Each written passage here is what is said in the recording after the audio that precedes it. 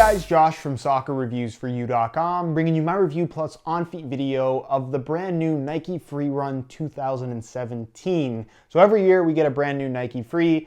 This is the new one for 2017, $100 retail price. It ends up being a very, very popular shoe every single year, and for good reason. They're comfortable, they're flexible, they look pretty cool. It's just a well-priced, really good running shoe pretty much every single year, and they make little changes from year to year. So of course, in today's video, we'll go over the details of the 2017 model, how it differs from the 2016, which was a more significant redesign than what we see this year. We'll take a look at the weight of the shoe, as well as how they fit and feel on feet. So if you're interested in learning more, stick around, watch the entire video. If you're interested in a pair for yourself, I'll leave a little pop-up on screen, or you can click the first link down below in the description. That'll take you to the review page on my website where you'll find Buy It Now links with exclusive SR4U coupon codes where you'll be able to pick these up sometimes below their normal $100 retail price. Now, with these shoes, what's great about the Nike Free is that they're very, very flexible. It's part of the reason why everybody likes them. It features the same split outsole as the 2016 model. This aspect of the shoe has not changed.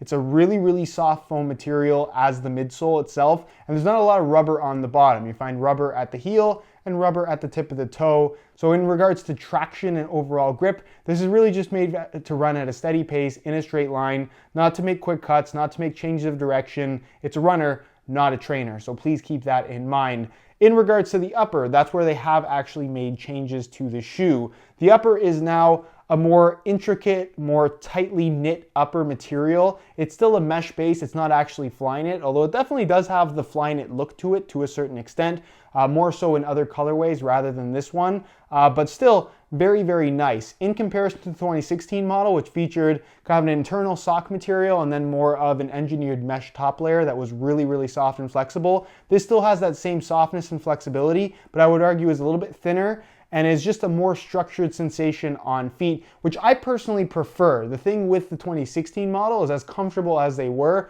I found that the upper could feel a little bit sloppy if you didn't tie the shoes really, really tight, where you don't necessarily get that same sensation from the 2017 model. It seems to wrap your foot a little bit more closely, and the upper itself, like I said, just feels slightly more structured than last year's, which again, I think is a nice improvement. You can see you have variation within the knitted base itself in terms of the patterns that are implemented, but for the most part, the feel in terms of the actual kind of stretchiness and just general feel of the upper is pretty similar across the entire foot, which is not a bad thing at all. Another thing that they've changed is the tongue. The laces still run through the middle, of course, but the tongue is now kind of an internal booty construction for the bottom three lacing positions. So you're gonna find that the inside is kind of a one-piece wrap on your foot through the midfoot area, which again gives the shoe a more snug, slightly more structured, stable sensation on your foot even prior to tying the laces tight. Speaking of the laces, they run through the middle of the shoe, of course, and feature flywire cables that are directly attached to the lacing system. They run into the base of the sole, so when you pull the laces tight, it really does secure your midfoot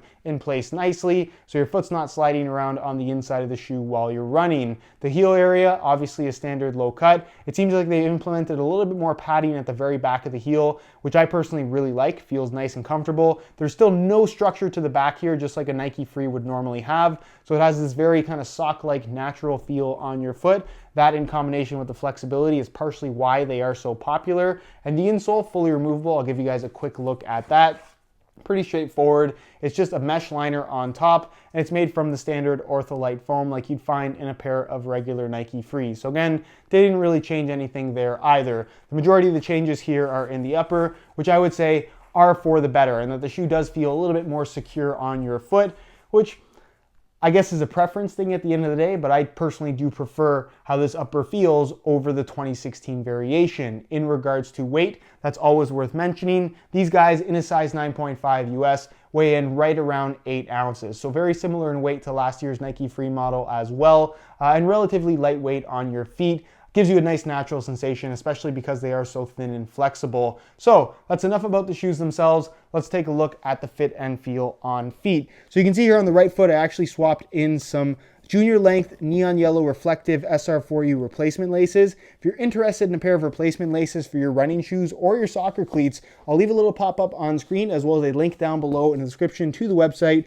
www.sr4ulaces.com. So if you're interested in a pair, be sure to go ahead and check that out. You can see this neon yellow lace accents really nicely with the Volt yellow on this particular colorway of the Nike Free. So I'll just tie these up really quickly, and you get a look at both of the shoes on feet. You'll immediately notice that when you put these on for the first time, that internal kind of boot construction they've incorporated here, where it's one piece right about here with the internal liner, it gives the shoe a much more snug sensation before tying the laces tight. So if you're one of those people that walks around with your Nike Frees untied, I'm one of those people. These will stay on your feet a lot better than the 2016 model would, just because it's not a full loose tongue running through the middle of the shoe. So I'm just going to tie this one up, and you can get a look at both of the shoes on feet.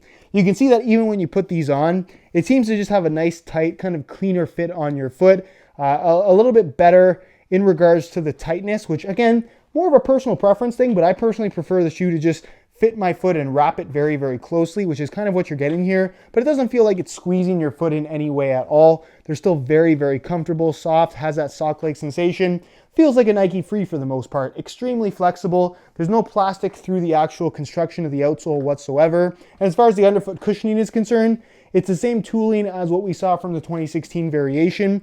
So it's got an 8mm offset, so it does have more of a standard running shoe layout in terms of how it's going to feel. You don't feel like you're completely flat. And the actual amount of underfoot cushioning for 2016 and for 2017 kind of went up in comparison to previous Nike Frees that felt a lot more minimal in terms of the amount of underfoot cushioning that you get. This has a nice, soft, I guess medium amount of underfoot cushioning to it, which again, I just find to be very comfortable. They're minimal, but it doesn't feel like you're running around with no shoes at all. So please keep that in mind. In regards to width, I'd say these are going to be suitable for just about anybody, even if you do have wide feet, and they will fit most people extremely comfortably. And as far as sizing is concerned, I'm wearing my usual size 9.5 US, which is what I wear in most running shoes. And the fit and the length is absolutely perfect. So if you are looking to order a pair of these for yourself, I would strongly recommend going true to size in order to achieve the best possible fit. So that is pretty much it, guys, for my review of the Nike Free Run 2017 edition. If you're interested in a pair for yourself, click the little eye in the corner of the screen or the first link down below in the description. That'll take you to the review page on my website, where you will find buy it now links and all the currently available colorways at the $100 retail price. If you have any questions regarding this shoe, leave them down below in the comment section, and I definitely will get an answer out to you. If you enjoyed today's video, found it helpful and informative, be sure to support it with a like. Subscribe if you haven't already for daily videos on all the latest and greatest soccer gear. You can find all of my social media information linked down below in the description as well. Other than that, guys, hope you enjoyed today's video, and as always, thanks for watching.